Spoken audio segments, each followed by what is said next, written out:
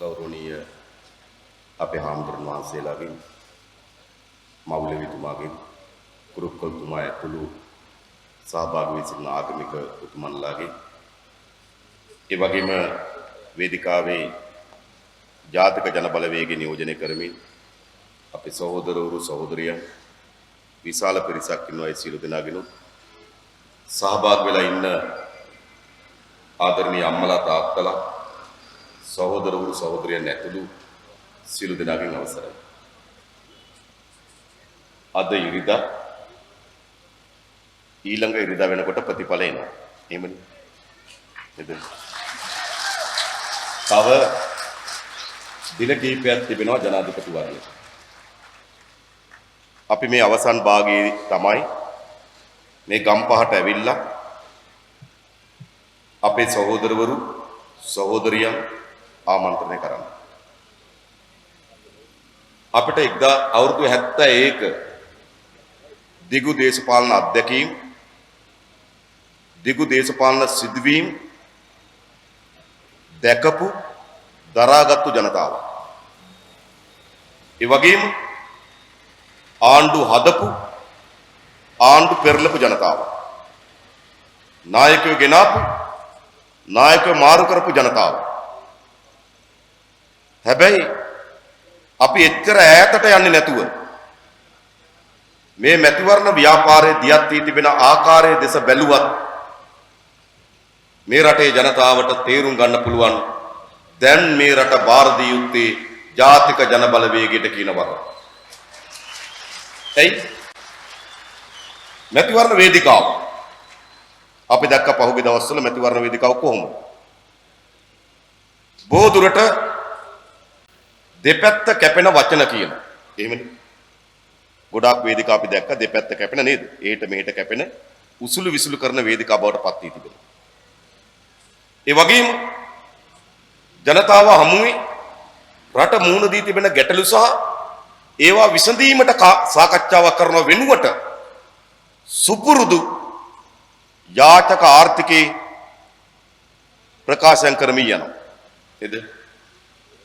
දරුවන් දැක්කොත් කිරිවිදුරක් දෙන්නම් කියලා. ගැබිනි අම්මලා දැක්කොත් පෝෂණ මල්ලක් දෙන්නම් කියලා. ගොවි ජනතාව හම්බුනොත් පොහොර දෙන්නම් කියලා. දීවර ජනතාව හම්බුනොත් තෙල් දෙන්නම් කියලා. නේද? මේ විදිහට නේද යාචක ආර්ථික කියමනන් ඉදිරිපත් කරමින් යන වේදිකාවක් තිබෙනවා. වේදිකා දෙකක් තිබෙනවා. හැබැයි මේ වේදිකා දෙකට ප්‍රතිපක්ෂව රටේ ජනතාවට වැදගත් දේශපාලන පණිවිඩයක් දේශපාලන සාකච්ඡාවක් ගෙනෙන වේදිකාවක් තිබෙනවා. ඒ වගේම මේ රට මුහුණ දී තිබෙන අභියෝගයන් ඒ අභියෝගයන්ගේ මේ රට ගොඩනැගීමේ මාවත පිළිබඳව කියලා දෙන වේදිකාවක් තිබෙනවා.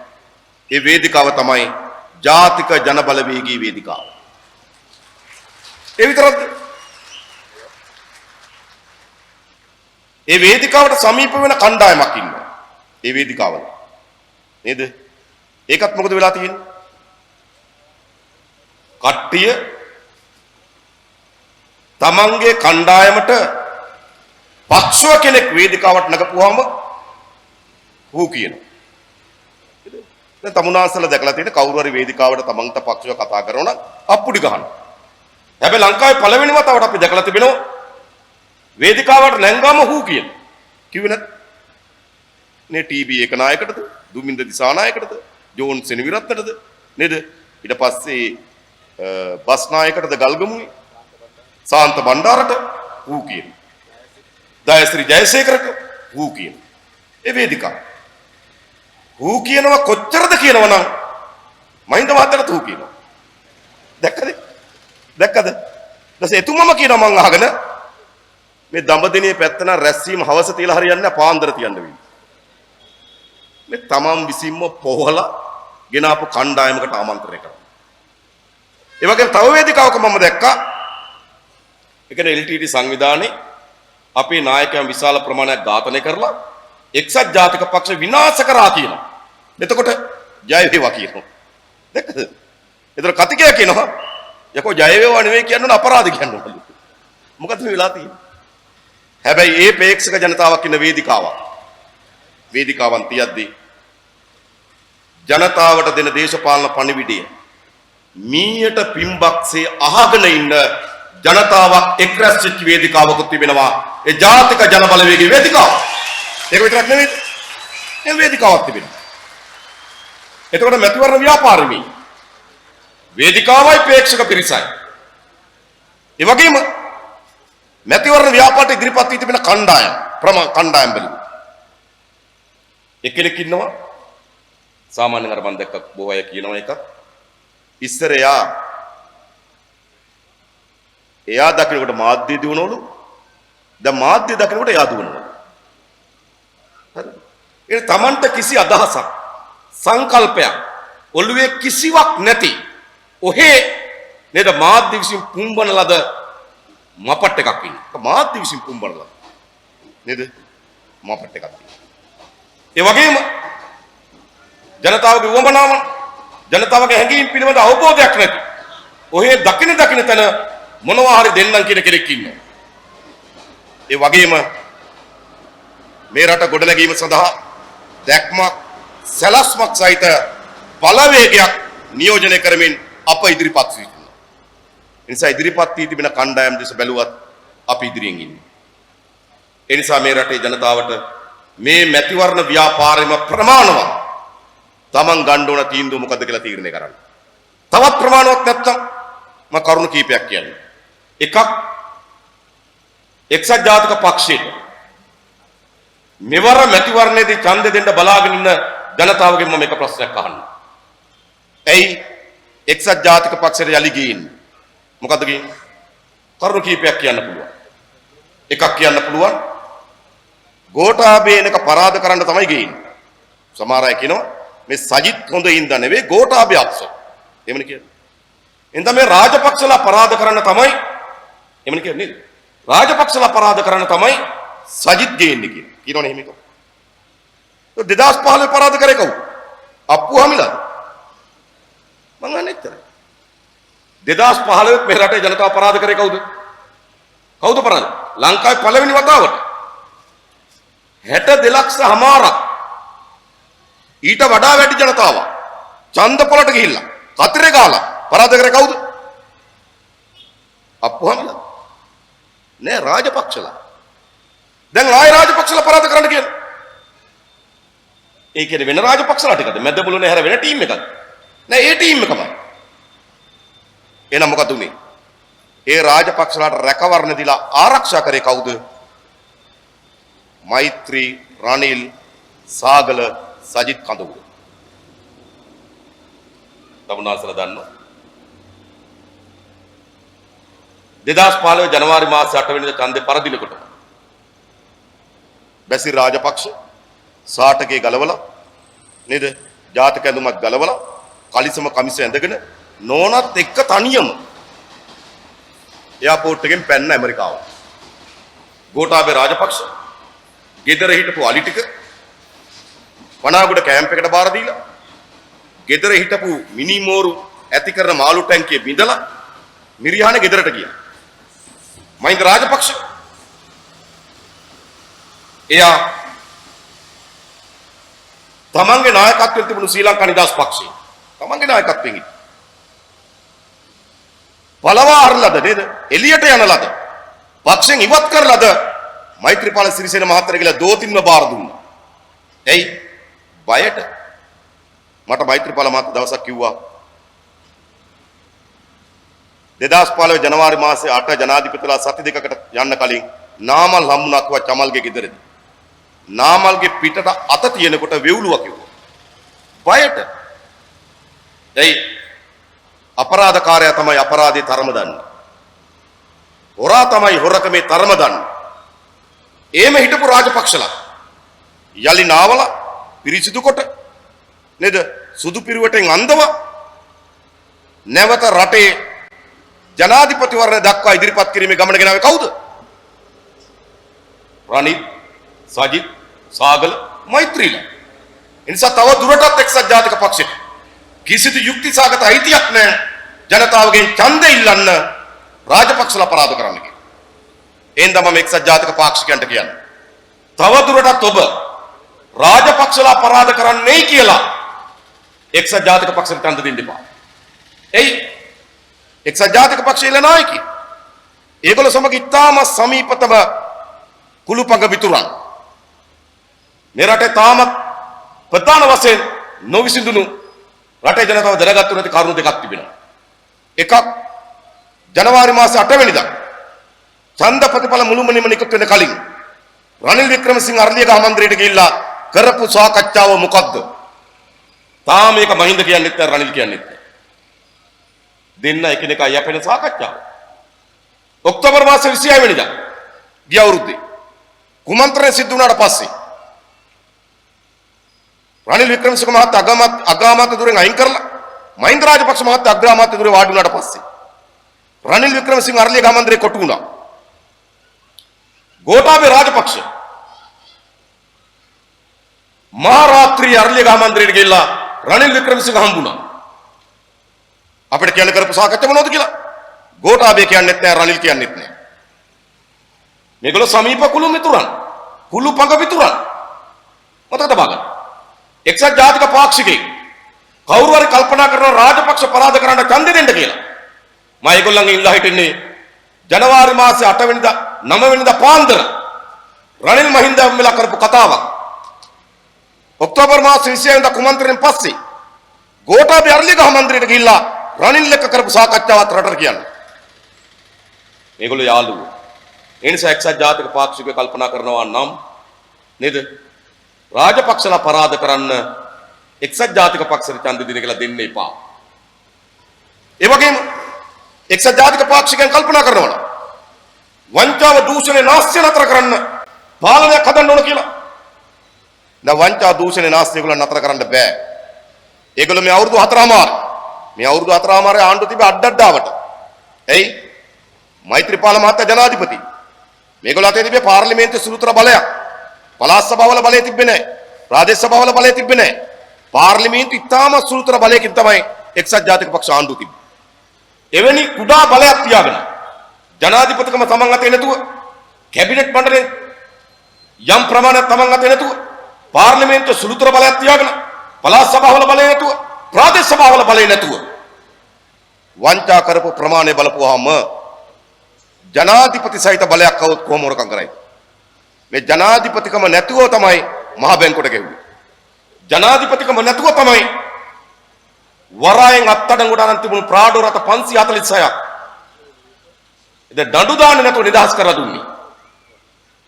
ජනාධිපති පළාත් සභාවේ කිසි බලයක් නැතුව තමයි ලක්ෂ්මන් කිරියල්ලලාට අධිවේගී මාර්ග වලින් චෝදනා එල්ල වුණේ. මේ කිසි බලයක් නැතුව තමයි ගම්මිරිස් ජාවාරමේ යෙදුනේ.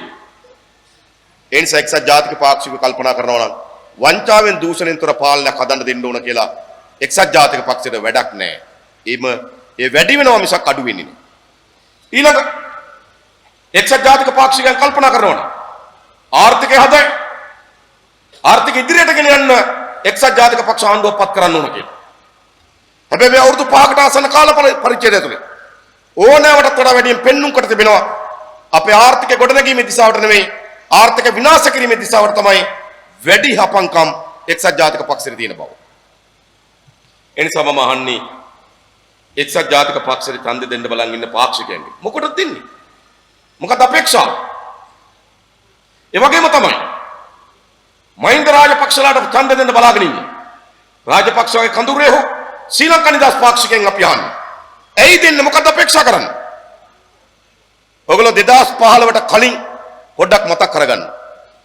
මම නැවත මේක මතක් කරන්න. අපේ රටේ ජනතාවට සිදුවී තිබෙන දේ තමයි අතීතයේ ඉක්මනින්ම අමතක වෙනවා. මේ අවුරුදු 5කට 2015 ජනවාරි මාසේ 8 වෙනිදාට කලින් රට මතක් කරන්න. රට කවුද පාලනය කරේ? රට පාලනය කර එක පවුලක්. එක පවුලක්. ජනාධිපති මහින්ද මහත්තයා නේද? ආර්ථිකයේ මුළු බරම බැසි රාජපක්ෂ අතේ. ආරක්ෂාවේ මුළු බර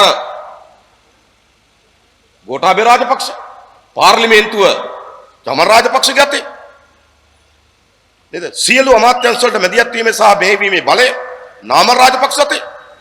අපි ගාව තියෙන ලියුමක් වරායමති රෝහිත අබේගුණවර්ධන වරායමති ලියුමක් කරන නාමල්ට වරාට රස්සාවකට දාලා දෙන්න කියලා. සාමාන්‍යයෙන් අපි අහලා තියෙන ලියුම් යන්නේ ඇමතිට කියලා. ඇමති ලියුම් යන නාමල්ට සියලු බලය ඒගොල්ලෝ අතේ කේන්ද්‍ර කරගෙන තිබුණා. ඒ විතරක්ද? ලෝකේ ඉතා වැදගත් තානාපති කාර්යාලය ඇතුලේ ඒගොල්ලන්ගේ ඥාතීන් යදෙව්වා. රුසියාවේද ඇමරිකාවේද? ඒගොල්ලන්ගේ ඥාතීන් තමයි තානාපති කාර්යාලයට මෙහෙව්වේ. ලංකාවේ ප්‍රධාන ආයතන ඒ ලංකා ආයතනේ කටුනායක ගුවන්තොටුපළ වරාය ආදි වැදගත් ක්ෂේත්‍ර ඒගොල්ලන්ගේ පවුල් අතේ තියාගත්තා. ඌව වැනි පළාත් සභා තමන්ගේ බලයට ගත්තා. කොච්චරද කියනවනම් දේවාලයක බලයක්වත් දුන්නේ නැහැ. අතද බලන්න. නේද කතරගම දේවාලේ බලයක් තමන්ගේ අතේ තියාගත්තා. කතරගම දේවාලේ බස්නායකලම සසෙන් රාජපක්ෂ කරාට පස්සේ මතකද අපේ ඉතිහාසය? අපේ රට විහාර දේවාලගම් පනත අනුව තිබ්බා. පාර්ලිමේන්තුවේ පළාත් සභාවේ ප්‍රාදේශ සභාවේ മന്ത്രിවරයෙකුට බස්නායකලම වෙන්න බෑ කියලා. මම කියන්නේ නැවත මේ ඉතිහාස මතක් කරගන්න ඕනේ. අපි මේ දවස්වල මේ කිව්වේ නැති නිසා මම දැන් මතක් කරලා යන්න ආවේ අද. හරිද? මොකද උනේ? විහාර දේවාලගම් පනතේ වගන්තියක් තිබුණා. ලංකාවේ කිසිදු දේවාලයක බස්නායක නිලම තනතුරට පාර්ලිමේන්තුවේ පළාත් සභාව ප්‍රාදේශ සභාව නියෝජනය කරන කිසිදු മന്ത്രിවරයෙකුට එම තනතුර දරන්න බෑ කියලා. හැබැයි මහින්ද රාජපක්ෂ සංශෝධනයක් ගෙනාවා කතරගම දේවාලේ හැර කියලා. අද මෙහෙම අය එහෙම පාලනයක් අපේ රටේ තිබුණා. මාධ්‍ය ආයතන මම මතකයි නම කියන්න බය වෙලා හිටියේ. නම කියනකොට බීප් බීප් ගියා.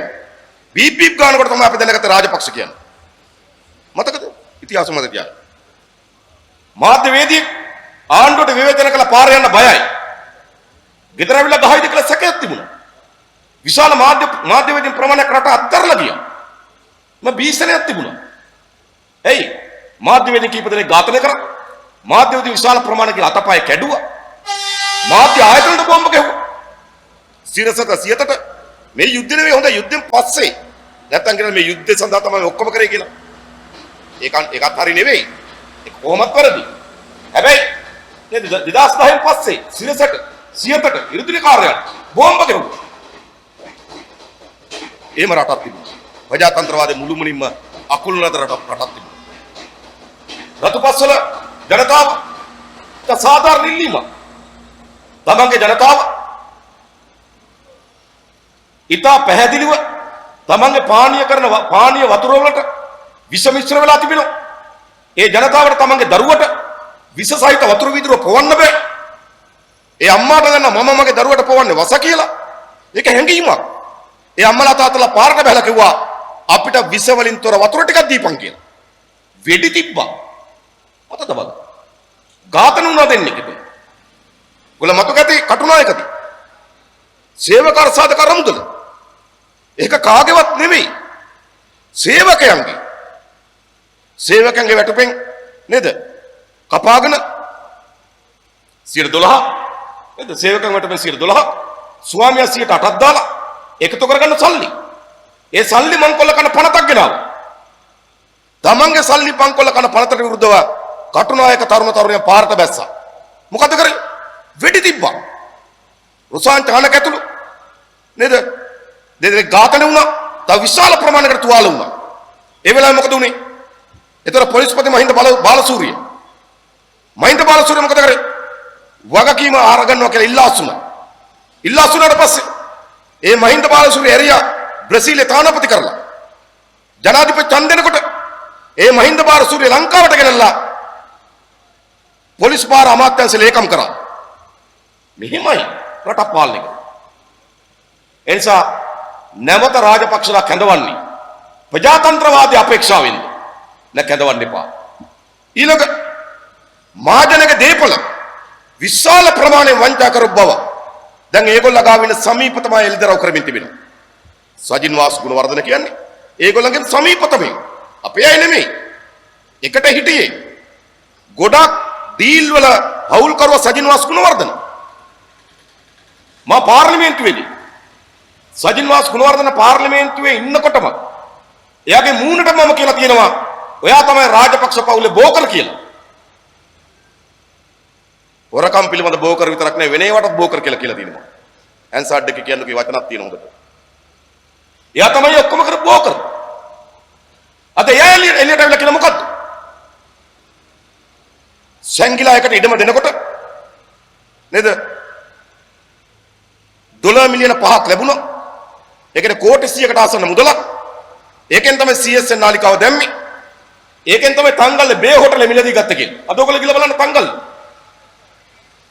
තංගල්ලේ බේ හෝටලේ පාර යනකොට මොකද වෙලා තිබෙන්නේ? 2015 වෙනකන් ඒක හදමින් තිබුණා. දැන් අත්විඳලා තියෙන්නේ. නතර වෙලා තියෙන එතන වැඩ. ඇයි මේගොල්ලන්ගේ හෝටල්? අපි නෙවෙයි කියන්නේ ඒගොල්ලෝ කියන්නේ. මුදිත ජයකොඩි ගෘහ නිර්මාණ ශිල්පියා. එයා කවුද? ඊයේ පෙරදා විවෘත කරපු හමුදා මූලස්ථානයේ ගෘහ නිර්මාණ ශිල්පියා. ඒක හදන්න ආසන්න වශයෙන් ගත්තොත් බිලියන 64ක් වැය වී තිබෙනවා. එයාගේ ගෘහ නිර්මාණ ශිල්පීය ගාස්තුව 101ක් ඉක්මවා තිබෙනවා.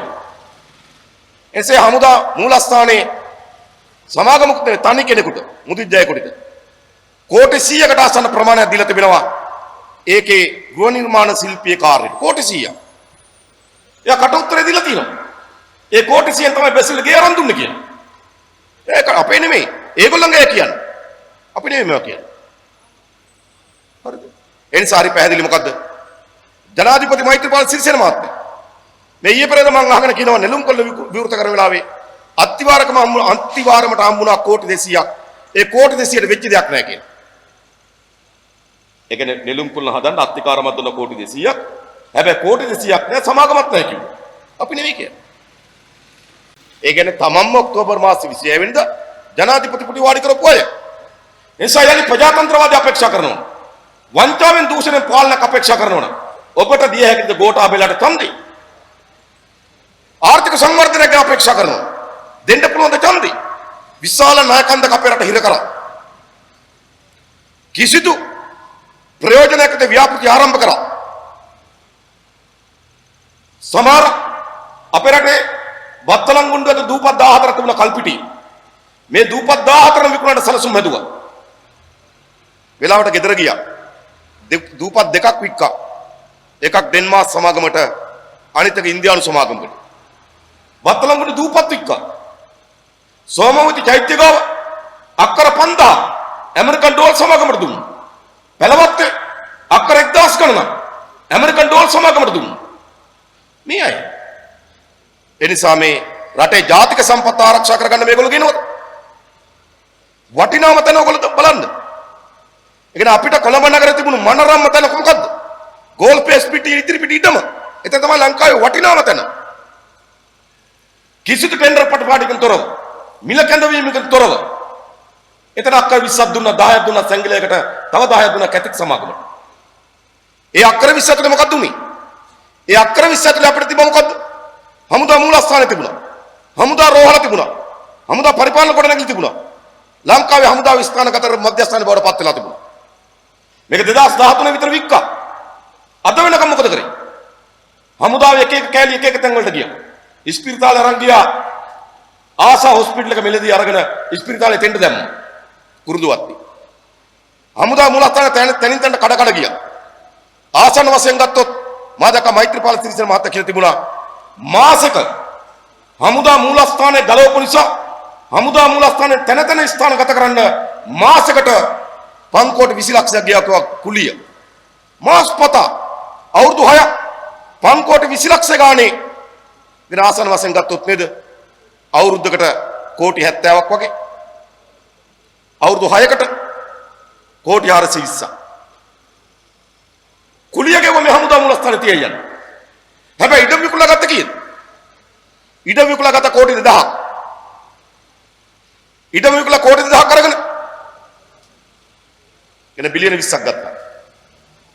අකුරබඩ හමුදා මූලස්ථාන හදන්න කෝටි 6600ක් වැය කරා. මොකද්ද මේ පාලකේ? දැන් කියන මාර කලබනාකරුවල. මේ මරු කලබනාකරණයක්. අපිට හමුදා මූලස්ථානයක් තිබ්බා ඉඩමක් තිබ්බා. දැන් අපිට ඉඩමකුත් නැහැ. විකුණලා ගත්ත කීයද? විකුණලා ගත්තේ කෝටි 2000යි. හරිද? කෝටි 400ක්ම ගියා අර අලුත් මූලස්ථානේ හදනකම් කුලියට ඉන්න. එතන කෝටි 1600ක් ඉතුරු වුණා. ඊට පස්සේ කෝටි 5200ක් දීලා මූලස්ථානයක් හැදුවා. ඊට පස්සේ කෙනා මාර කලමනාකරුවා. ඉතින් රටේ ජාතික සම්පත් විකුණුවා. අපේ රටේ කොළඹ වරාය වැඩ කර සේවක මහතුරු දන්නේ නැති. දැන් ලෝකේ තවත් කුඩා නැව් ගමන් කිරීම අඩු කරලා තිබෙන්නේ. විශාල නැව් වෙන්නේ. හැබැයි විශාල නැව් වෙන්න ගැඹුරු මුහුද අපිට තිබෙන කොහෙද? කොළඹ වරාය ගාව දකුණු වරාය ජැටිය. ඒ ජැටිය අපි හදන්න තිබ්බා. හැබැයි අපි හදන වෙනුවට ඒක චීන සමාගමට දුන්නා.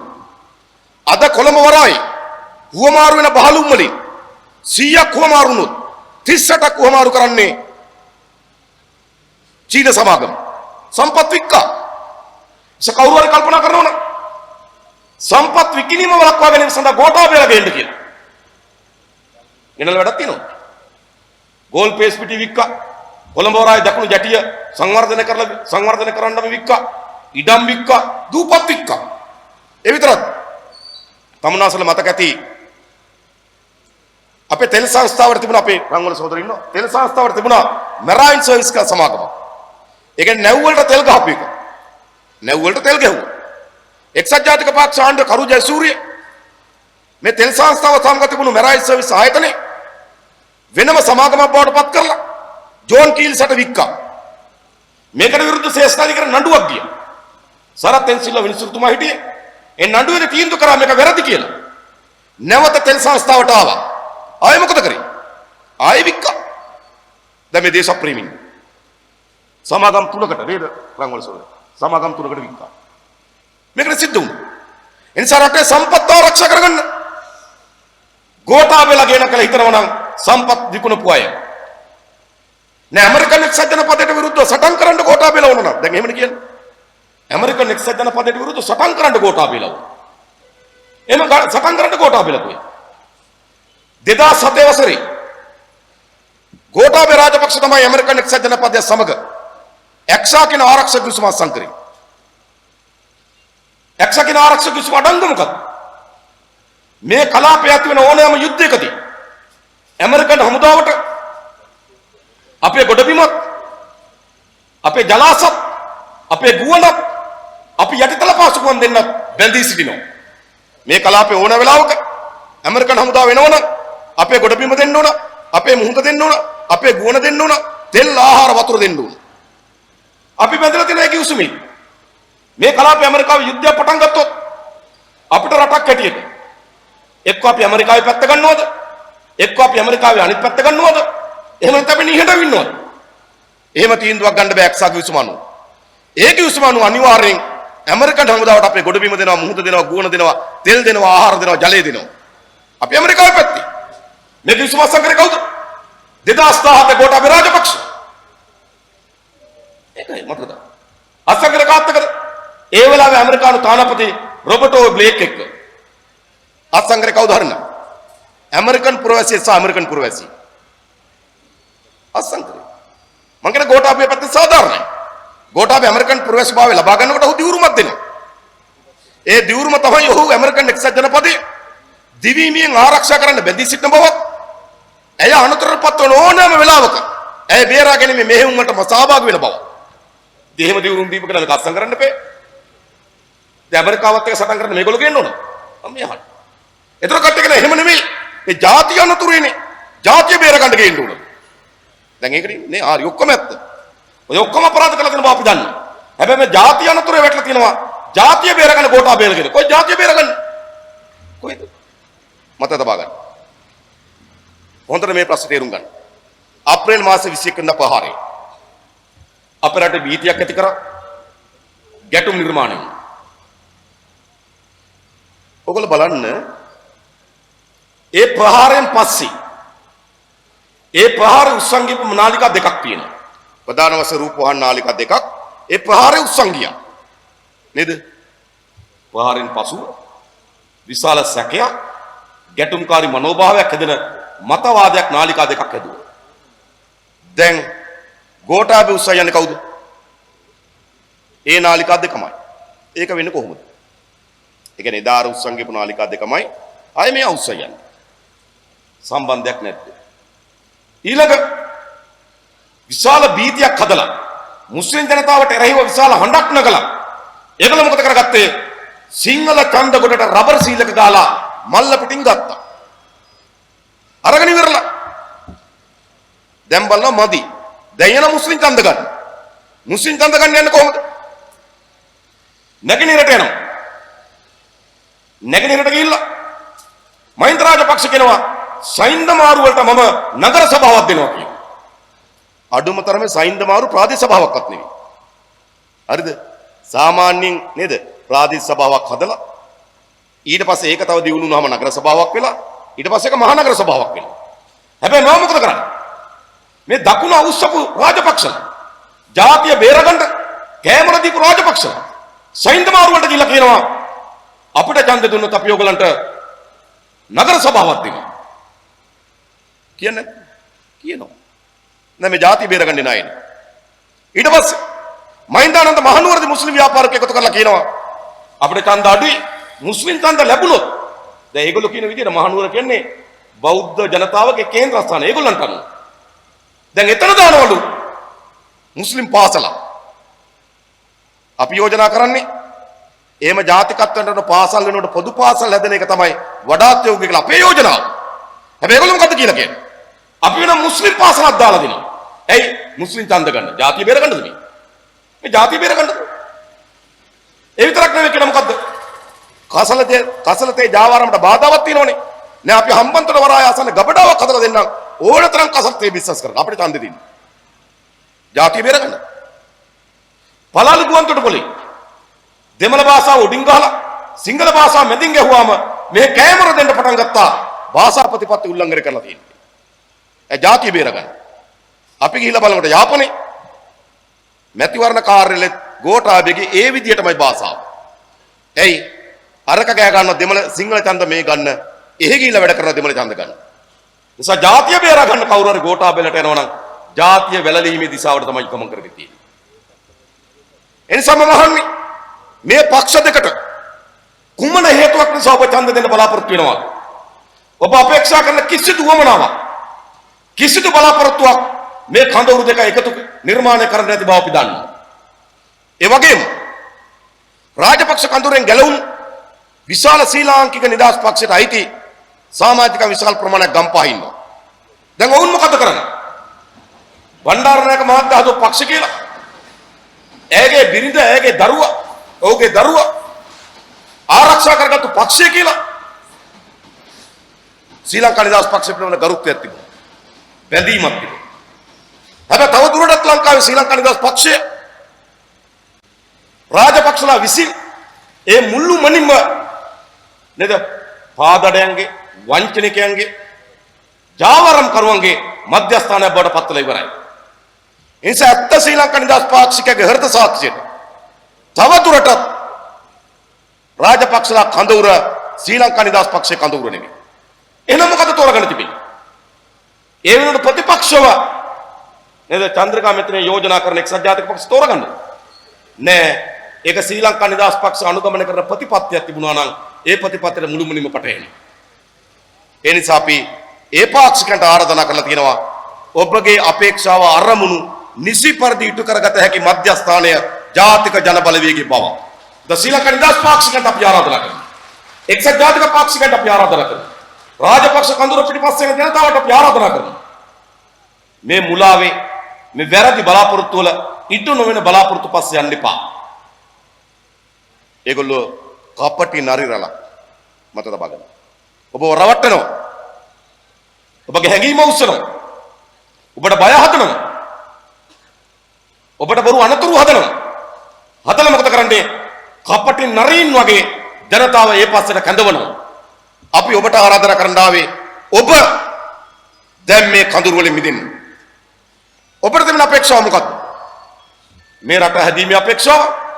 ඔව් අපිටත් ඒ අපේක්ෂාව. ඔබට තිබෙන අපේක්ෂාව මොකක්ද? හොරකම් නතර කිරීම? ඔව් අපිටත් තියෙනවා. දැන් ඒකත් හරි වැඩක්. දැන් 2015 මැතිවරණ වේදිකාවේ වැඩියෙන්ම කතා වුණේ මොකද්ද? 2015 මොකද්ද වැඩියෙන්ම කතා වුණේ? හොරකම් ගැන නේද? හොරකම් කරලා තියෙනවා. බලයට ආපුවම හොරු අල්ලනවා. හොරුන්ගේ දීපල පවර ගන්නවා. නේද? හොරු දඬුවම් දෙනවා. ඒ දීපල වලින් රට හදනවා. කිව්වේ නැද්ද? එක්සත් ජාතික පක්ෂ වේදිකාවම සදුම්ලක් තිබුණේ මොකෙන්ද? ජනතාව වැඩිම බලාපොරොත්තු වෙන්නේ මොකද්ද? හොරු අල්ලයි, හොරුන්ට දඬුවම් කරයි, හොරුන්ගේ දීපල පවරගනි. 2015 මැතිවරණ වේදිකාවේ වැඩිම කතා කරේ හොරකම් ගැන. හැබැයි 2015 මැතිවරණ වේදිකාවේ රාජපක්ෂලා වේදිකාවේ හොරකම් ගැන කතා කරේ නෑ. හොරකම් ගැන කතා කරේ එක්සත් ජාතික පක්ෂ වේදිකාවේ විතරයි. මේ සැරේ මොකද වෙලා තියෙන්නේ? දෙකේම හොරකම් ගැන කතා වෙන්නේ. ඇයි? දෙකම හොරකම් කරලා තියෙනවා. දැන් ගෝඨාභය රාජපක්ෂ ලැබිලා කියන්න පුළුවන්ද දෙන්න අපිට බලය අපි හොරකම් අල්ලනවා හොරුන්ට දඬුවම් දෙනවා කියලා ගෝඨාභයට කියන්න පුළුවන්ද? එහෙනම් ගෝඨාභය රාජපක්ෂ කරන්න ඕන දේ තමයි ඉස්සරළම වැලිකඩ බන්ධනාගාරය ගාවට ගිහිල්ලා එතුමම කාර් එකේ දොර ඇරලා ප්‍රධාන දොරටු ඇරලා එතුමම බන්ධනාගාරය අස්සට ගිහිල්ලා එතුමට ගැලපෙන කූඩුවක් තෝරාගෙන ඒ කූඩුවේ දොර එතුමම ඇරලා එතුමම කූඩුව අස්සට ගිහිල්ලා එතුමම දොර ලොක් කරගෙන නේද? මං හොරු අල්ලනවා නේද? මං හොරු අල්ලනවා පළමු හොරා ඇල්ලුවා කියලා කියන්න පුළුවන්. එහෙම නැත්නම් පුළුවන්ද හොරු අල්ලනවා කියන්නේ? බෑ. කියන්න පුළුවන් සජිත් ප්‍රේමදාසට හොරු අල්ලනවා කියලා. රනිල් වික්‍රමසිංහ රවි කරුණානායක කිරියල්ලලා කබීර් රසීම්ලා වේදිකාවේ තියන හොරු අල්ලනවා කියලා. බෑ. තව දුරටත් මේ රටේ ජනතාව අපේක්ෂා කරනවා නම් එක්සත් ජාතික පක්ෂේ, ශ්‍රී ලංකා නිදහස් පක්ෂේ, මහින්ද රාජපක්ෂ මහත්තයා ඡන්දෙ දෙන්න බලන් ඉන්න කවුරු හරි අපේක්ෂා කරනවා නම් රටේ හොරකම නතර කරන්න ඕන කියලා. වංචාව නතර කරන්න ඕන කියලා. අපි ඔයගලන්ට සහතිකයක් දෙනවා. හොරකම වංචාව නතර කරන වේදිකාව ජාතික ජන බලවේගයේ වේදිකාව විතරයි අපි නතර කරන්නේ. හරිද? තමුන්වහන්සේලා අපිට බලය දුන්නු. නොවැම්බර් මාසේ 17 වෙනිදා කරන කතාවේ නේද? මුළු කතාවෙන් එක වාක්‍යයක් මම කියලා යනවා. හරිද? එක වාක්‍යයක් තමයි අපේ රටේ මහජනයාගේ දීපල මොකද දන්නවද? අපිට රාජපක්ෂ මහත්තයා සමග රනිල් වික්‍රමසිංහ මහත්තයා සමග පුද්ගලික තරහක් නැහැ. මොකද රාජපක්ෂ මහත්තයත් එක්ක අපිට ඉඩම් නඩු නැහැ. රනිල් වික්‍රමසිංහ මහත්තයත් එක්ක අපිට බූදල් නඩු නැහැ. හැබැයි අපිට බේර ගන්න නඩුවක් තියෙනවා. බේර ගන්න තියෙන නඩුව මොකද්ද? ඒගොල්ලෝ පාලනය කරන කාලේ මහජනයාගේ දීපල හොරකම් කරලා ඒගොල්ලෝ රටේ ජනතාවගේ දීපල හොරකම් කරලා එක්රැස් කරගෙන තියෙනවා. ඒ නිසා මොකද වෙලා තියෙන්නේ? ඒ නිසා අපේ රට දුප්පත් වෙලා තියෙනවා. පාලකයා පොහොසත් වෙලා තියෙනවා. සාමාන්‍ය ලෝකේ ගත්තාම නේද? දුප්පත් රටවල් තියෙනවා. හැබැයි රට දුප්පත් නම් පාලකයා දුප්පත්. රටත් දුප්පත් පාලකයා දුප්පත්. අපේ රටේ මොකද වෙලා තියෙන්නේ? රට දුප්පත් පාලකයා පොහොසත් නේද? පාලකයා දුප්පත් නෑ රට දුප්පත් පාලකයා පොහොසත්. පාලකයා පොහොසත් උනේ කොහොමද කියලා හෙව්වොත් රට දුප්පත් උනේ කොහොමද කියලා අහුවෙනවා. හරිද? මේකයි සිද්ධ වෙලා තියෙන්නේ. ඒ නිසා මේ ජනතාවගේ ධනෙන් තමයි මේ පාලකයා පොහොසත් වෙලා තිබෙන්නේ. ඒ නිසා අපිට යුක්ති සහගත අයිතියක් තියෙනවා ජනතාවගෙන් එකතු කරලා එක්රැස් කරගත්තු ධනය අපිට පවර ගන්න. ඒ නිසා අපි කරන පළමු ප්‍රකාශය ඉහළ දේශපාලකීන් සහ ඉහළ නිලධාරීන් මහජනගේ දීපල හොරකම් කරලා එක්රැස් කරගත්තු ධනය මාස 2ක් ඇතුළත බාර දෙන්න පුළුවන්. ස්විච්චාව. නැත්තම් ඒවා හොයන්නත් වියදමක් යනවනේ. නාස්ති අඩු කරන්නේ එහෙමයි. නැත්නම් හොයන්නත් වියදමක් යනවා. හොයන්න යන වියදම අඩු කරගන්න පුළුවන්. රනිල් වික්‍රමසිංහ මහත්තයාට පුළුවන්. ඔව් මං අතින් වැරද්දක් වුණා. මහා බැංකුවේ මම මෙච්චර සල්ලි හොරකම් කරා. මෙන්න කියලා ගෙනත් දෙන්න පුළුවන්. අපි බාරගත්තා කියලා රිසිට් එකක් දෙනවා. විනිවිද භාවයේ. ඒකත් හොඳයි. හොඳ නැද්ද? ඒක හොඳ නෑ. මහින්ද මහත්තයාට පුළුවන්. මට ගිය 2015 ජනාධිපති ඡන්දෙදී චීන සමාගම් ඩොලර් මිලියන 7.5 දුන්නා. මෙන්න මේ සල්ලි මෛත්‍රීපාල මහත්තයා කිව්වා නේද කෝටි 200ක් ගත්තා කියලා නෙළුම් කුළුනේ. මෙන්න මේ සල්ලි කියලා එතුමටත් එන්න බාර දෙන්න. අපි thank you කියලා රිසිට් එකක් දෙනවා. හොඳ නැද්ද? හොඳ නැද්ද? රවි කරුණානායකට. ඉතින් බැසිල් රාජපක්ෂ නේද? මේ වරුතොට තියෙන කාර්යාලය ඕන්න මල්වානේ තියෙන ගෙදරත් ඕම් කියලා බාර දෙන්න පුළුවන්. නරකද? රවි කරුණායකටත් එහෙමයි. නේද?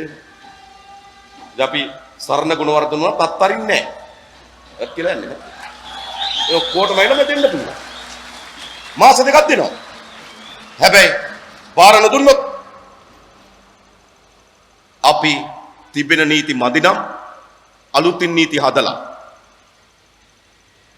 තියෙන පරීක්ෂණ දෙපාර්තමේන්තු ශක්තිමත් නැත්තම් ඒ පරීක්ෂණ දෙපාර්තමේන්තු ශක්තිමත් කරලා තියෙන අධිකරණ පද්ධතිය දුර්වල නම් ඒක කාර්යක්ෂම කරලා වංචනිකයට දඬුවම් දීලා එම දීපල යලි පවර ගන්න බව අපි ඔබට සාතිකයක් දෙන්න. ඉස්සරහට ජනතාවට ඕන වංචාවෙන් නාස්තියන්තර පාලනයක්. ආයිතනවා. එක්සත් ජාතික පාක්ෂිකය මහින්ද රාජපක්ෂ පාක්ෂිකය හොරකම් කරනවට කැමතිද? නේ විරුද්ධයි. හොරකමට විරුද්ධව හොරකම නතර කරන්න ඕන පාලනයක් ඕන නම් ඒ පාලනය හදන්නේ ජාතික ජන බලවේගයේ බව මම ඔබට සාතික කරනවා. ඒ විතරක් නෙවෙයි නාස්තිය. මේ දේශපාලකගේ නාස්තිකර වෙන තැනක තියෙනවා. දේශපාලනය ඇවිල්ලා වරප්‍රසාදලත් වෘත්තියක් වෙලා තිබෙනවා. දේශපාලන වරප්‍රසාදලත් වෘත්තියක්. නීතියට යටත් නැහැ. දේශපාලකයා පොලිසියට යටත් නැහැ. පොලිසිය දේශපාලකයට යටත්. සාමාන්‍ය අපේ ගමේ ගත්තොත් පුරවැසියා පොලිසිය අනට යටත්. හැබැයි දේශපාලකයාගේ අනට පොලිසිය යටත්. ඒ කියන්නේ මොකද්ද? නීතියට උඩින් දේශපාලකයා ඉන්නේ. නීතියට උඩින් දේශපාලකයා ඉන්නේ. එදක වරප්‍රසාදය. දැන් මා දන්නවා ඒ වරප්‍රසාද කොච්චරද? නීතියට උඩින් තමන් විතරක් නෙවෙයි. නීතියට උඩින් වෙන අය ගේන්නත් පුළුවන්. දැන් මේ මෛත්‍රීපාල මහත්තයා විශ්‍රාම යන තින තව සතියයි. මොකද්ද කරේ? රොයල් පාක් ගොඩනැගිල්ල. මතකද? ඒ තරුණියට පහර එල්ල කරලා. නේද? කොඳු කඩලා. ඔළුවේ විතරක් ස්ථාන 64ක තුවාල සිදු කරලා. අමානුෂික ඝාතනයක් සිදු වුණා. වසර ගණනාවක් අපරාධ පරීක්ෂණ දෙපාර්තමේන්තුව පරීක්ෂණ පවත්වලා නඩු විභාගයට ලක් කරලා විත්ති පාර්ශ්වයට ඇතිතරම් සමන් දීලා ඒකපිටක නඩු තීන්දුවක් දුන්නා එම ඝාතයට මරණ දඬුවම කියලා. දැන් එම ඝාතකයා නීතියට යටත්. හැබැයි මෛත්‍රීපාල යණ්ඩ සතියක් තියාගෙන මොකද කරේ? යණ්ඩ සතියක් තියාගෙන මොකද කරේ? මේ නිදහස් කරා. නිදහස් කරේ ඝාතකයා. මේ විදියටම අපිට මතකයි මහින්ද රාජපක්ෂ මහත්මයා. මිනිමරුම් ඝාතන වලට හිරේ ගියපු අය ජනාධිපති බලතල උපයෝග කරගෙන නිදහස් කරා. කරේ නැද්ද? කරා. ඇයි? දේශපාලකයන් නීතියට උඩින්. ඒ වගේම දේශපාලකට අනිත් අයත් නීතියට උඩින් බේර ගන්න පුළුවන්. ඒ නිසා දේශපාලන වරප්‍රසාදල් තෘතියක්. අපි දේශපාලකෙක් තරාතිරම නොබලා හැමදෙනාම නීතියට යටත් කරන පාලනයක් අපි නිර්මාණය කරනවා. දේශපාලන තවදුරටත් වරප්‍රසාදල වෘත්තියක් නෙවෙයි. නීතියට යටත් කරන්න. ඒ විතරක් නෙවෙයි. දේශපාලකට විශේෂ වරදාන තිබෙනවා. දේශපාලකට විශේෂ වරදාන තියෙනවා. අනිත් පොදු ජනයාට නැති වරදාන. පාර්ලිමේන්තුවට යනකොටම පර්මිට් එකක් හම්බ වෙනවා. යනකොටම ගියපු දවසේ නම් වැඩිම മന്ത്രിවරු පොරකන්නේ පර්මිට් එක කවදද කියලා දැනගන්න. මේක විකුණනවා. අපේ රටේ පර්මිට් විකුණන නැති එකම දේශපාලන ව්‍යාපාරය ජනතා විමුක්ති පෙරමුණ විතර මතක තබා ගන්න. කියලා විකුණන්නේ ලක්ෂ 200යි ලක්ෂ 250යි 300යි මේ කප්පන්. මාජනක දලේ කප්පන් දෙනවා. පාර්ලිමේන්තුවට එනකොට විතරක් නෙමෙයි. මම දැක්ක මහින්ද රාජපක්ෂ මහත්තයා කියන පළාත් සභාව ඉවර වෙලා. മന്ത്രിවරු ගෙදර ගිහිල්ලා. දැන් මහින්ද රාජපක්ෂ මහත්තයා මේ මෑතකදී පොරොන්දුවක් දෙනවා. හිටපු පළාත් සභා മന്ത്രിවරුන්ට පර්මිට් දෙනවා. දැන් മന്ത്രിත් නෙමෙයි ගෙදර. එයි දේශපාලනය වලට වරප්‍රසාදල් වෘත්තියක්. අපි දේශපාලකයා පොදු ජනතාව සමීපෙට ගිනවා. වරප්‍රසාද නැහැ. පර්මිට් ලබා දෙන එක නතර කරනවා. മന്ത്രിවරු. එහෙම රට හදන්න.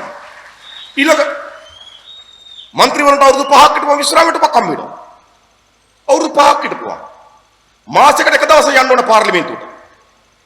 මාස 3කට. අවුරුද්දට 4 පාරයි. දින 20ක් ගත විශ්‍රාමයට පක්කම් වෙනවා. සාධාරණ.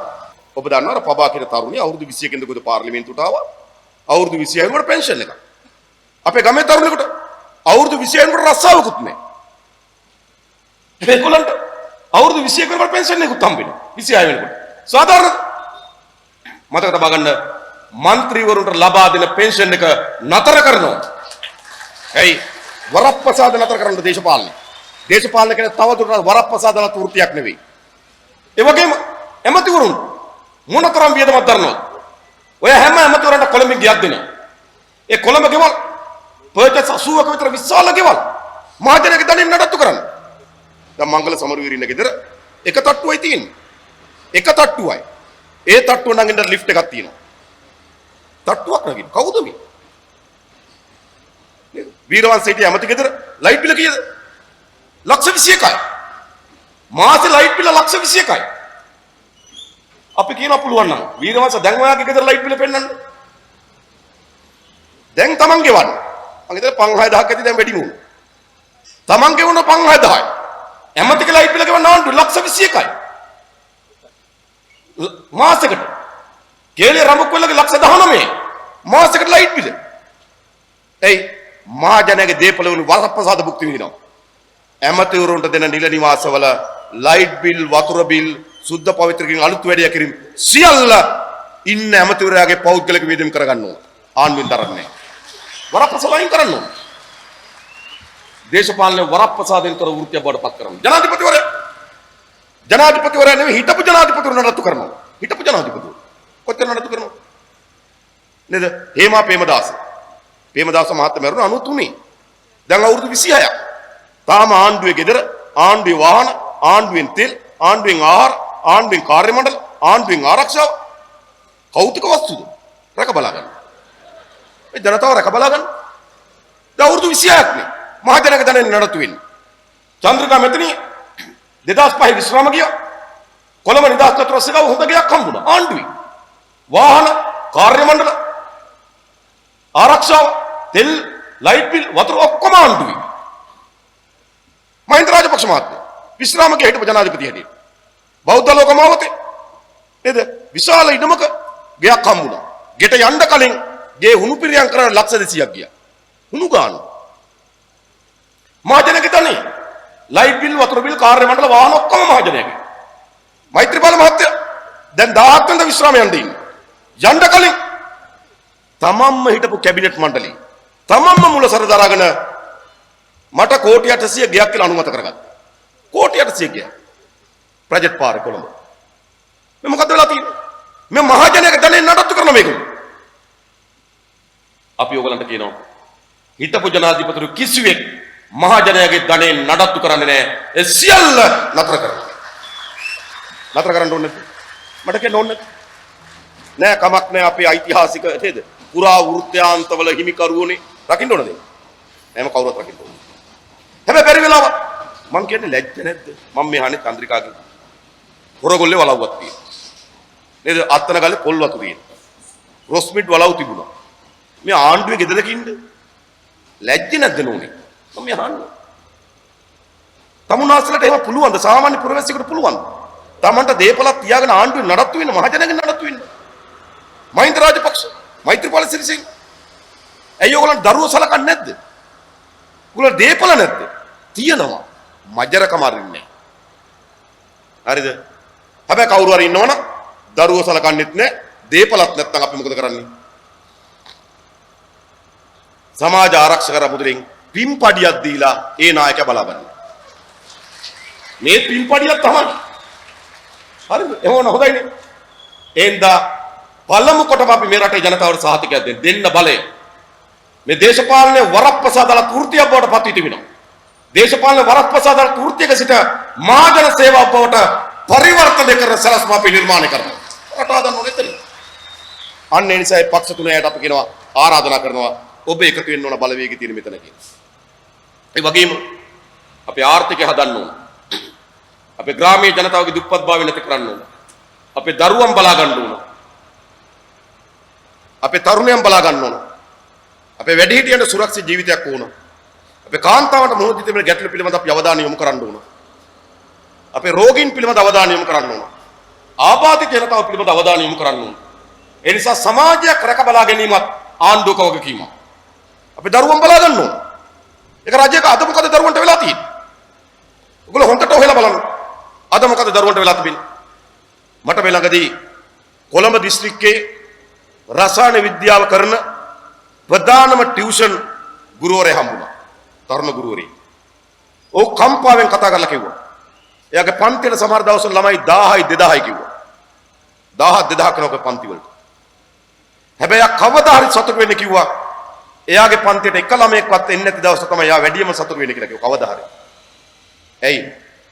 ළමයි 1000ක් ඉන්න පන්තියක අඩුම තරමේ 50 දෙනෙක්වත්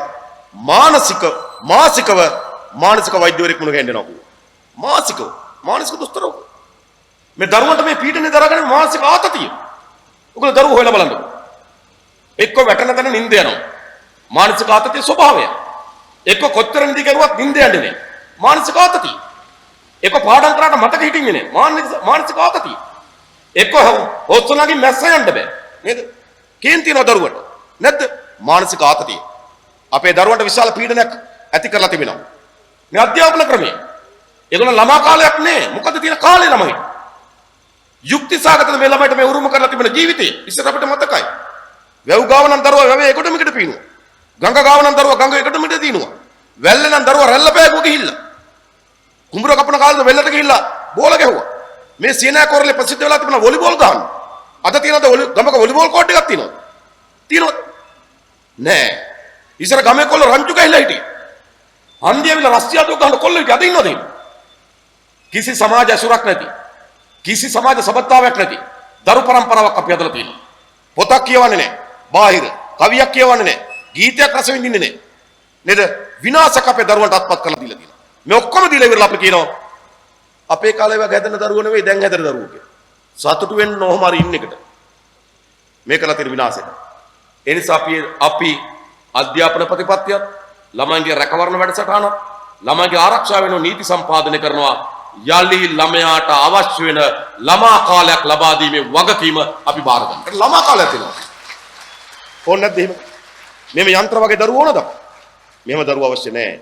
අපි ළමා කාලයක් ඉබි දරු පරම්පරාව. ඒ දරුවෝ රැක බලා ගන්න. ඒක ආණ්ඩුවක වගකීම. ඒ වගේම තරුණයන්ට අද තරුණයන් යමක් කමක් කරගන්න පුළුවන් නම් වැඩියෙන්ම පෙළඹෙමින් තියෙන මොකද රට අත්හැරලා යන්න. කොරියාවේ ඉන්න යාළුවෝ කම්මුණු තව මාවත් කොරියාවට ගෙන්න බැරිද? ජපානයේ ඉන්න යාළුවෝ කම්මුණු මාවත් මචං ගෙන්න බැරිද? ඇයි ඔක්කොම රට අත්හැරන ප්‍රවණතාවයක් තිබෙනවා. තමන්ගේ හැකියාව දක්ෂතාවයට අනුව රටේ ආර්ථිකයට උරා ගන්න බැරි වී තිබෙනවා. ඒ නිසා අපි තමුන්වන්සේට සහතිකයක් දෙනවා. අපේ තරුණ පරම්පරාව සතුටෙන් තෘප්තියෙන් අපේ රට සේවය කරන්න පුළුවන්. රටේ ආර්ථික ගොඩනැගීම සඳහා දායකත්ව වෙන නව ආර්ථික ක්‍රමයක් අපේ මේ රට හදලා දෙනවා. ඒ වගේම අපේ වැඩිහිටියන් අද අපේ ජීවිත සංකීර්ණ වී තිබෙනවා. ගැටලු උත්සන්න වී තිබෙනවා. ඒ නිසා වෙනදා වගේ අපේ දරුවන්ට දෙමව්පියෝ බලා ගන්න බැරි තත්ත්වයක් ඇති වී තිබෙනවා. අපි දැකලා තියෙන සමහර ප්‍රවෘත්ති වාර්තා වෙනවා. තාත්තා බලුකුඩුවේ දාලා. ඒ රෝතික තාත්තා බලුකුඩුවේ දාලා. අම්මා පාරේ හලලා යනවා. අපි යනවා මේ රටේ කවරෝ අම්මා කෙනෙකුට. ඒක වෙන්න ඕනද? අම්මා පාරේ දාලා යන්න. තාත්තා බලුකුඩුවේ දාලා ඇති කරන්න. කවරෝ අම්මා කෙනෙකුට හරි තාත්තා කෙනෙකුට මේ උරුමය අත්විය යුතු නෑ. එසා මේ වැඩිහිටි පරම්පරාව බලාගෙන සමාජයේ වගකීම. ඒක අපි ආණ්ඩුවකට බාර ගන්න ඕන. තමන්ගේ දරුවන්, තමන්ගේ පවුල ඇතුලේ සෙනෙහබරව ඒ වැඩිහිටියා බලා ගන්න පුළුවන් තත්ත්වයක් නැතිනම් ඒ අවශ්‍ය රැකවරණය ආරක්ෂාව ලෙන්ගතුකම ලබා දෙන වැඩිහිටියන් ආරක්ෂාව බලා ගැනීමේ මධ්‍යස්ථාන අපේ ඇති කරලා ඒ දෙමව්පිය හැම දෙමව්පිය කෙනෙක් වගේම බලා ගන්නවා. මොකද ආණ්ඩුව හදන්න ඕනේ ඒකට දරුවන්ට, තරුණයන්ට, වැඩිහිටියන්ට. ඊළඟ අපේ රටේ කාන්තාව විශේෂ ප්‍රශ්න දෙකකට මුහුණ දී තිබෙනවා. එකක් කාන්තාව මුහුණ දී දෙනවා කාන්තාවක් උන්සාම මුහුණ දී තිබෙන ප්‍රශ්න තිබෙනවා. ඔබ බලන්න මේ ළඟදී රුණු විශ්වවිද්‍යාලයේ සමාජ විද්‍යාපීඨ පීඨාධිපති උපාලි පණ්ඩිල මහත්තයාගෙන වාර්තාවක් ගෙන හර දක්වලා මට පෙන්නුවා පොදු ප්‍රවාහන සේවයේදී බස් එකේදී හෝ කෝච්චියේදී පොදු ප්‍රවාහන සේවය උපයෝග කරගන්නා කාන්තාවන්ගේ 90% කවර වර්ගයේ හෝ ලිංගික අඩත්වයටම ලක් වෙලා තියෙනවා කියලා 90%. එකවරක් ඒකට පොදු ප්‍රවාහනේ පාවිච්චි කරන කාන්තාවන්ගෙන් 90%ක් එක් වතාවක්වත් ලිංගික අඩත්වයටම ලක් වෙලා තියෙන බස් එකේදී කෝච්චියේදී. ඒකෙන් 70%ක් ශාරීරික ලිංගික හංසනයකට. යුක්ති සාගත. අපේ දියණිය, අපේ සහෝදරිය බස් එක නිදහසේ ගමන් කරන්න බෑනේ. මෙම රටක් අපිට අවශ්‍යද? ඒ විතරක්. අපේ රජයේ කාර්යාලයක පෞද්ගලික කාර්යාලයක වැඩ කරන කාන්තාවන් මොකද සිදු වී තිබෙන්නේ? යම් මනසකට යටත් වෙන සිදු වී තිබෙනවා. ඒ බලපෑම වලට යටත් වෙන්නේ නැත්නම් ඇයට තමන්ගේ රාජකාරියදී පලි ගන්න අපිට කියලා තුන අඬ අඬ ඇවිල්ලා අපිට කියනවා. මං 7 වෙනකන් තියාගන්නවා. මට වැඩියෙන් බර දානවා. පොදු සමාජය ඉස්සරහා මට බලිනවා. අඬ අඬ කියලා තිනවා. අනේ മന്ത്രിතුමා සහෝදරයා මට වෙන තැනක මාරු කරලා දෙන්න බැරිද? වෙලා නැද්ද ඒක? මේ ගොඩාක් අපේ කාර්යාලය ඇතුලේ ඒ හිංසනයට අපේ සහෝදරිය, අපේ නැගිනි, අපේ දීනියපත් වෙනවා. ඇයට ගිහිල්ලා ගෙදර ස්වාමියාට කියන්නත් බෑ. ස්වාමියාට කියමු ස්වාමියා කියනවා ඔයාගෙත් ඉතින් මොකක් හරි ඇති නැත්නම් ඔහොම වෙන්න විදියක් නැහැ. අපි දන්නවා කියන විදිහ. ඉතින් ගෙදර ගිහිල්ලා කියන්නත් බෑ. කාර්යාලයට යන්නත් බෑ. මේ පීඩනයට අපේ කාන්තාවන් ලක් වී තිබෙනවා. එක සහෝදරියක් හරි එහෙම ජීවිතයක් ගත කරන්න ඕනද? මේ පීඩනය ඇයට තියෙනවා. ඔබ මේ ගම්පහෙන් නැගලා කොළඹ යනවනම් ඔබ ගම්පහෙන් නැගලා කොළඹ යනවනම් ඔබ බෑග් එකට වතුර බෝතලයක් දාගන්න. යන්නේ කොළඹ දිසාපති කාර්යාලයට ගිහිල්ලා එන්න. වතුර බොනවද? නෑ කටේ වතුර පොද ගගා එනවා. එයි වතුර බීලා යන්න පිරිසුදු වැසිකිලි පද්ධතියක් ආරක්ෂිත වැසිකිලි පද්ධතියක් අපේ කාන්තාවට අද නැහැ මේ රටේ. අවුරුදු 71ක් මේ රටේ පාලකයෝ රට පාලනය කරනවා. අපේ කාන්තාවකට ආරක්ෂිතව පිරිසුදු වෙන වැසිකිලි පද්ධතියක් තියෙනවා. නේද? එනිසා අපේ කාන්තාවන්ගේ වැඩි ප්‍රමාණයක් ප්‍රධාන පිළිකා දෙකකට ගොදුරු වෙන. එකක් පීවුරු පිළිකා, අනිත් එක ගැබ්ගෙල පිළිකා. ගැබ්ගෙල පිළිකා ඇතිවෙන්න ප්‍රධානම හේතුවක් තමයි අනාරක්ෂිත සෞඛ්‍ය අනාරක්ෂිත වැසිකිලි පද්ධති පාවිච්චි කිරීම. ඒක අපේ කාන්තාවට වරතු වෙලා තිබෙනවා. ශරීරයට අවශ්‍ය වතුර ප්‍රමාණය බොන්නේ නැහැ. ඒ නිසා තවත් සංකූලතාවයක් නැති වී තිබෙනවා. ඒ අපේ දියණිය අපේ සහෝදරි. ඒ විතරක් නෙවෙයි. මෑතකදී වාර්තාවක් එළිදරව් වී තිබෙනවා. ලංකාවේ දවසකට නීති විරෝධී ගබ්සාවන් 658ක් සිද්ධ වෙනවා. 658ක් නීති විරෝධී ගබ්සාවන්. 658ක්. පොඩි ගාණක් නෙවෙයි. හරිද? හේතු තුනක් තියෙනවා. එක දරුවෙක් සහ තව දරුවෙක් අතර පරතරය අඩුවීම. දෙක දරුවන් සංඛ්‍යාව වැඩිවීම. තුන ඒක තමයි ඛේද වාචකය. තුන්වෙනි එක තමයි විදේශගත රැකියාවකට යාමට හේතු වීම. කොහෙද මේ වැඩේ කරන්නේ? ඊටමත් දූවිලි පුරුණු විශේෂයිත ඇඳක නුපුහුණු අධ්‍යක්ෂින් සහිත නැති දොස්තර කෙනෙක්ගේ පුහුණුව අධ්‍යක්ෂින් නැති දොස්තර කෙනෙක්ගේ මලකඩ කාපු නේද විස බීජ වලින් පිරුණු කතුරකින් සහ අඬුවකින් මේ වැඩේ කරනවා. ඒකට මොනතරම් වේදනාවක්ද? ඊට පස්සේ පඩියක් නගින්න බෑ. මාසයක් ඇවිදින්න බෑ. මේ අපේ සහෝදරියනි, අපේ දියණියනි, අපේ අක්කනි සාධාරණ මේක. යුක්තිසහගත මේම ජීවිතයක් ඕනද අපේ කාන්තාවන්? මා කියන්නේ මේක නීති අනුකූල කරන්න කියලා නෙවෙයි. මා කියන්නේ මේ ඛේද වාචක දවසකට අදත් සාමාන්‍ය ගත්තොත් 658ක් දෛනිකව මේ නීති විරෝධී ගබ්සාවට ලක් වෙන අපේ සහෝදරියන්. ඇය මොනතරම් වේදනාවක් විඳිනවද? ඇයට සාධාරණ ජීවිතයක් ඕනේ නැද්ද? ඒට සාධාරණ ජීවිතයක් අවශ්‍යයි. ඒ නිසා කාන්තාවක් වූ නිසාම ඇයට ඇති වී තිබෙන විශාල පීඩනයක් තිබෙනවා. ඒ වගේම මේ පොදු පීඩනයේ ගොදුරක් බවට කාන්තාවපත් වී තියෙනවා. පොදු පීඩනයේ දරුවට ඉගෙන ගන්න බැරි වුණාම වැඩිම වේදනාවටපත් වෙන්නේ අම්මා. ගෙදර නිසිපරිදි ආහාර වේලක් නැත්නම් වැඩිම වේදනාවටපත් වෙන්නේ අම්මා. තමන්ගේ අම්මා තාත්තට බෙහෙත් ටිකක් කරන් දෙන්න බැරි නම් වැඩිම වේදනාවටපත් වෙන්නේ අම්මා.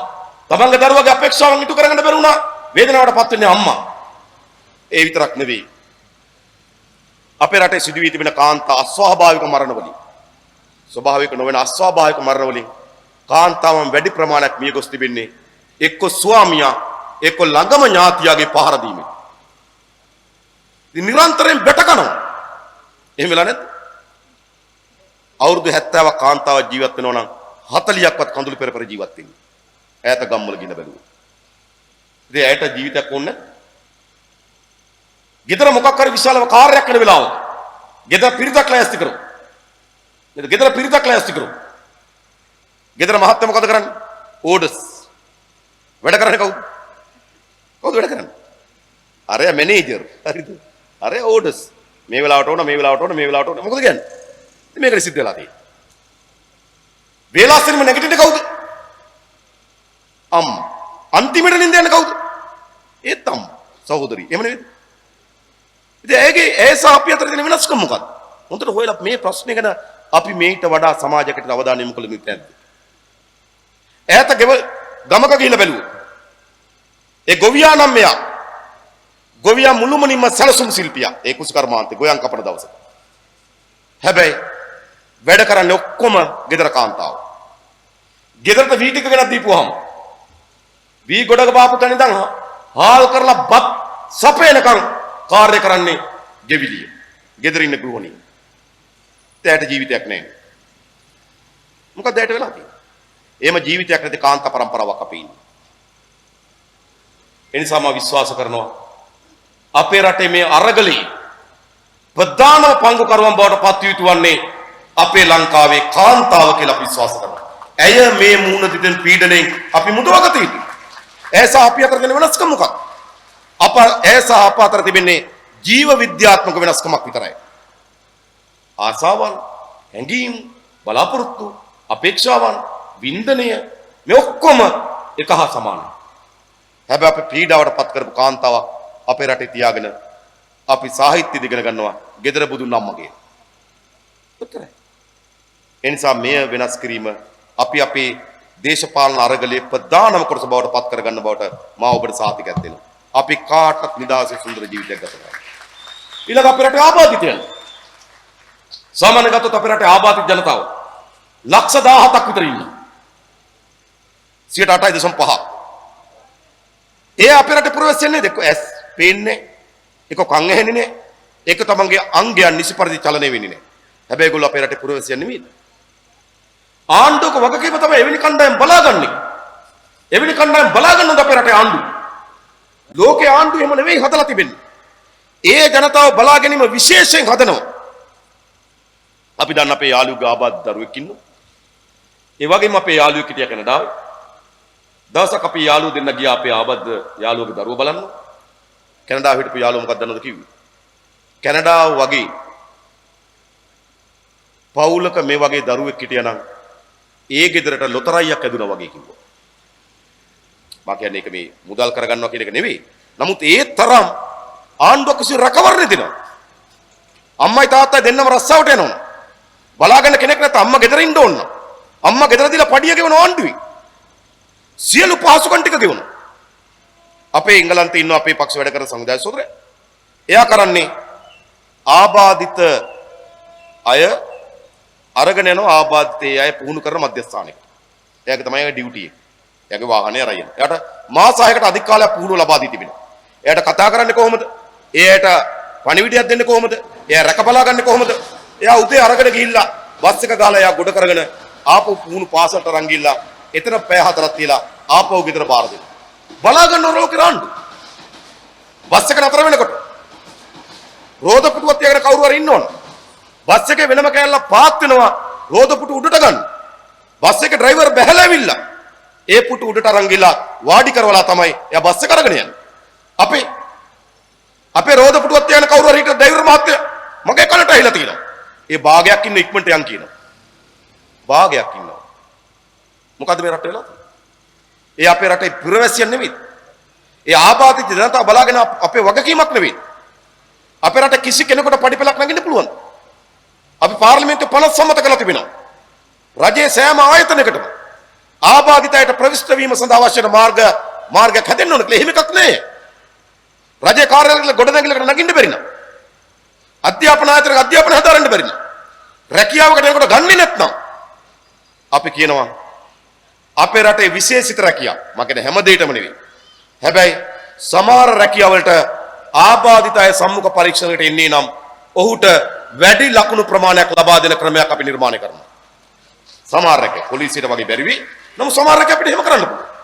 ඒ අය බලා ගැනීම අපේ වගකීමක්. ඒ නිසා ආබාධිත ජනතාවටද සාමාන්‍ය සාධාරණ ජනතාවක් ජීවත් වීමේ අයිතිය දාවුරු කරලාද පාලනයක් අපි නිර්මාණය කරන්න. ජනතාව බලා ගන්න ඕනේ. ඊළඟ රෝගී ජනතාව. දපරට සෞඛ්‍ය සේව හැදලා තියෙන කා වෙනුවෙන්. සෞඛ්‍ය සේව හැදලා තියෙන ජනතාව වෙනුවෙන්. රෝගීන් වෙනුවෙන්. හැබැයි සෞඛ්‍ය සේවයේ අයිතිය පිළිබඳ අරගලේ තියෙන කාගේද? සෞඛ්‍ය සේවයේ අයිතිය පිළිබඳ අරගලේ තියෙන්නේ එක්ක වෛද්‍යවරුන්ගේ, එක්ක හෙදියන්ගේ, එක්ක කාර්ය මණ්ඩලයේ. හැබැයි සෞඛ්‍ය සේවය තියෙන්නේ මොකටද? සෞඛ්‍ය සේවය තිබෙන රෝගීන් වෙනුවෙන්. හැබැයි සටන තියෙන කා වෙනුවෙන්. මා කියන්නේ සටන් අසාධාරණයි කියන එක නෙවෙයි. නමුත් අපි සෞඛ්‍ය සේවයේ දකින අයිතීන් පිළිබඳ සටන තියෙන්නේ සෞඛ්‍ය කාර්ය මණ්ඩලය.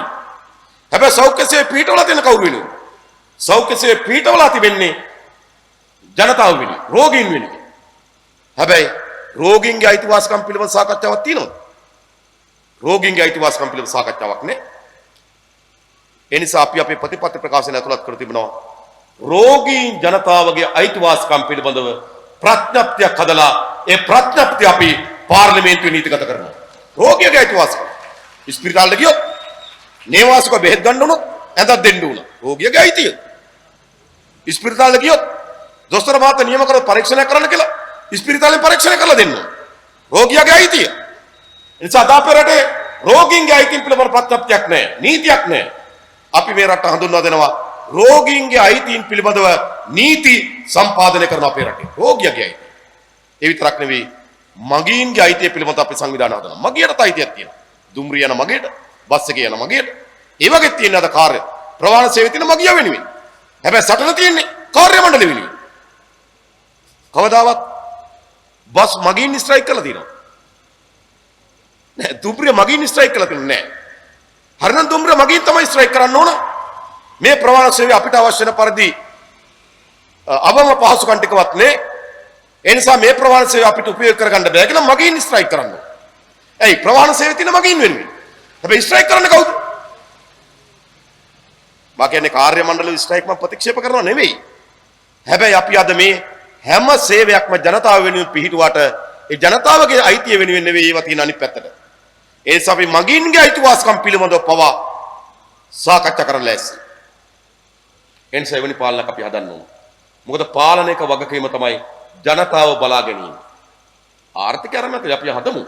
හැබැයි ජනතාව බලා ගැනීම මූලික කාර්යයක්. දරුවන්, තරුණයන්, වැඩිහිටියන්, කාන්තාවන්, ආබාධිත ලකුවන්, රෝගීන්, මගීන් මේ සියලු දෙනා සාධාරණ සමාන නිදහස් ලෙස බලා ගැනීමේ පාලනයක් අපි මේ රටේ නිර්මාණය කරනවා. මා කියන්නේ මේ වෙලි පාලනයක් එක්සත් ජාතික පාක්ෂිකයට ඕනේ නැද්ද? මේම පාලනයක් ගෝඨාභය ගේන්න බලන් ඉන්නට ඕනේ නැද්ද? මේම පාලනයක් ශ්‍රී ලංකා නිදහස් පාක්ෂිකයට ඕනේ නැද්ද?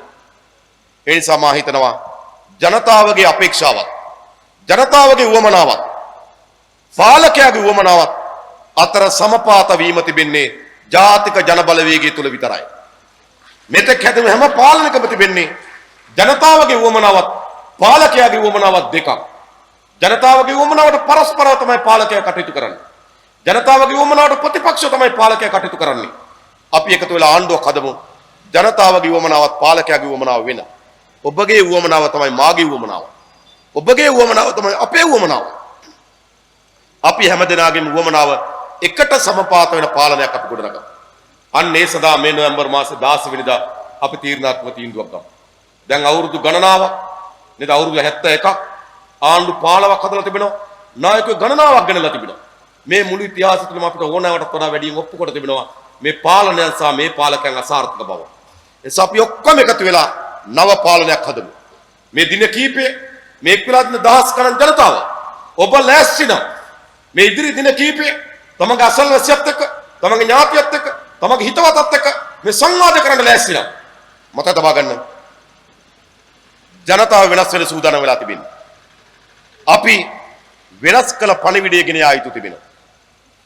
ඔබ මට කියන ගොඩක් අය කැන්වසින් ගිහුවාම අපිට කියන මොකද්ද? සහෝදරයා ප්‍රතිචාර හොඳයි. යන්න හොඳයි. කියන්නේ කතා කරන්න හොඳයි. හොඳයි. එහෙනම් දැන් තියෙන්නේ මොකද්ද? ඉදිරි දින කීපයක් වෙහෙස නොබලා අපි වැඩ කරමු. අපි අදිස්ථානයෙන් වැඩ කරොත් නොවැම්බර් මාසේ 16 වෙනිදාට අපිට මේ රටට නව දිශාවක්, අලුත් දේශපාලනයක්, අලුත් පාලනයක් ස්ථාපිත කරගැනීමේ අවස්ථාව තිබෙනවා. ඒ වෙනුවෙන් සියලු දෙනා එකතු වෙමු, මැදිහත් වෙමු, පෙරට එමු කියලා ආරාධනා කරමින් මම නතර වෙනවා. බොහොම ස්තුතියි හැම දිනකටම ජය වේවා කියලා ප්‍රාර්ථනා කරනවා.